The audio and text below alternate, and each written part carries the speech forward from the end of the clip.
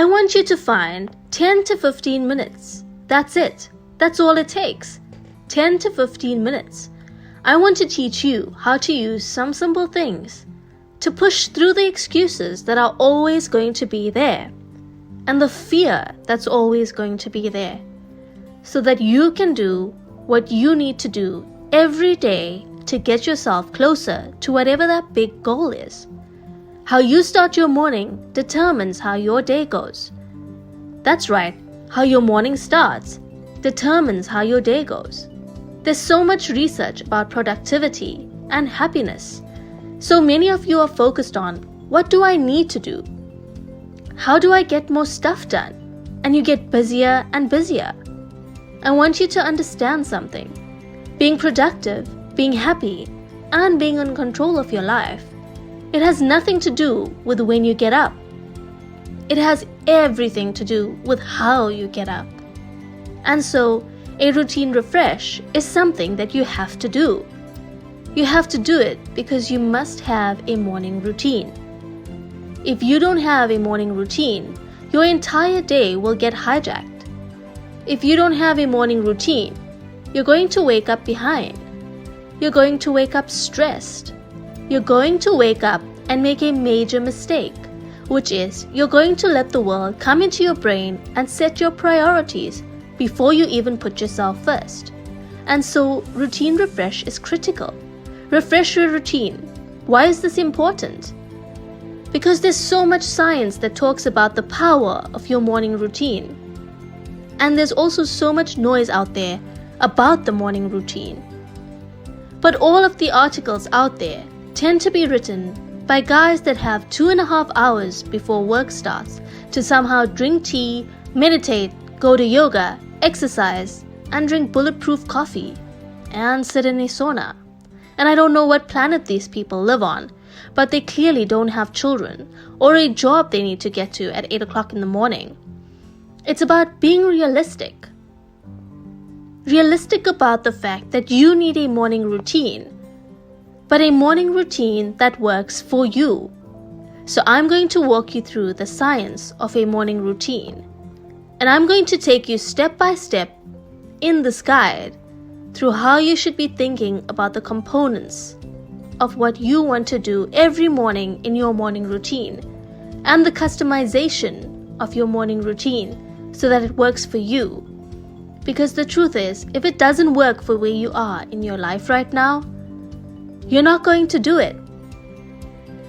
And the most effective morning routine is one that you actually do every morning. How many of you have ever thought about starting a small business or having some kind of side hustle?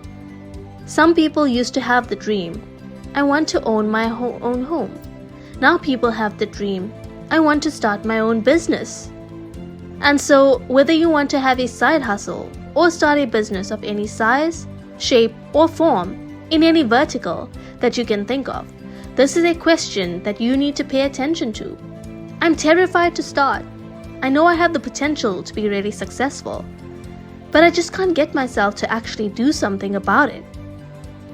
Sometimes when the dream is so big, the fact that it's so big becomes paralyzing because you think about where you are right now and you think, holy cow, that thing that I really want, how do I even start when the dream is so big? So here's what we're going to do. We're going to shrink it down. I don't want you to think about launching that business or starting that side hustle, because that's something that will happen a year from now.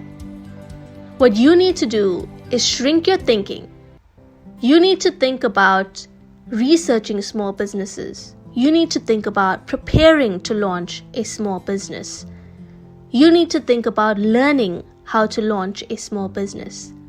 Do you see how just saying, I want to learn how to launch a small business changes how you feel versus I'm launching a business, which feels so big? You're just in a phase where you're learning and researching this idea, which all of a sudden takes all the pressure off, doesn't it? So that's number one.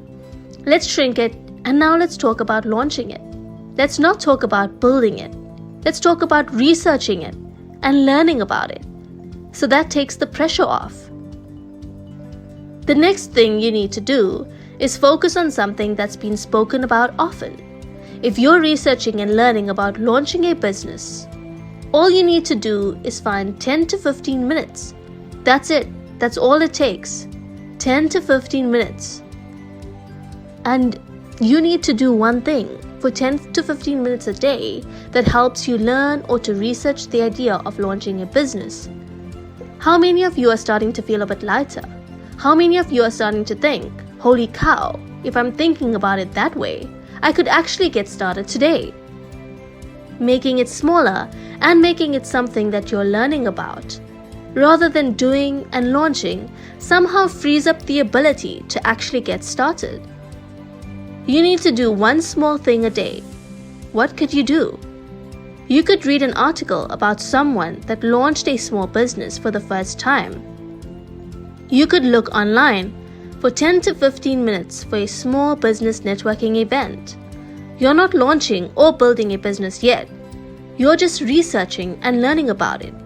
And your job as a student of the subject is to do something every day for 10 to 15 minutes in order to research and learn about it. That's all you need to do, because here's what we know. If we get you to start doing that, and you do that for 10 to 15 minutes every day, which you absolutely can, guess what's going to happen? You're going to feel momentum. You're going to feel like you're working on it. You're going to meet people that are interested in it. You're going to learn things that are going to lead to the next thing that you need to learn. And you will have mastered the art of getting started. And by doing something a little bit every day, you're also going to master the art of continuing to keep going. And from there, it will snowball, I promise you. As you meet people, the next thing you would want to do is learn more from them. And as you read and watch tutorials about people who have started businesses, as you watch television programs about it, you're going to feel more inspired. You're going to start to say, I think I can do this. That's going to lead to the next thing. Trust me when we say, that's all about the little progress that you make every day. You need to stop talking about launching and building it, and shrink it back to, I'm learning about it and I'm researching it. That's number 1.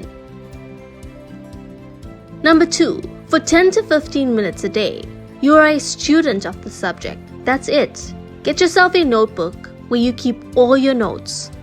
Get yourself organized like you would as a student. And find one thing you can do every single day that teaches you a little something about the subject that you're really interested in. And trust me, it will all happen just by doing that. There will always be an excuse to not do things that you need to do, particularly the things that scare you. You have to dream. You have to visualize. And we'll talk about the science of visualization. It's easy to dream. It's really hard to do.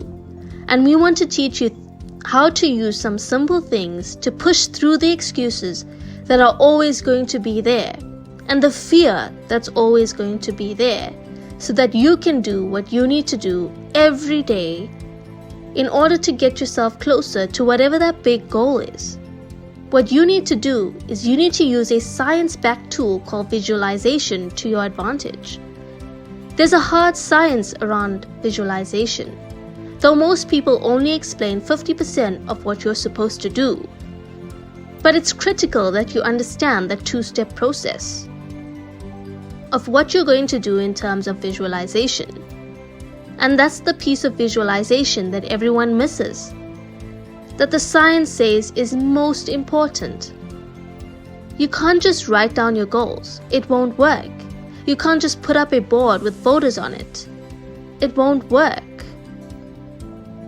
You have to do the second part, which is you have to imagine yourself taking the steps to get there, not the end goal. This is powerful research out of UCLA. This is what will make visualization work.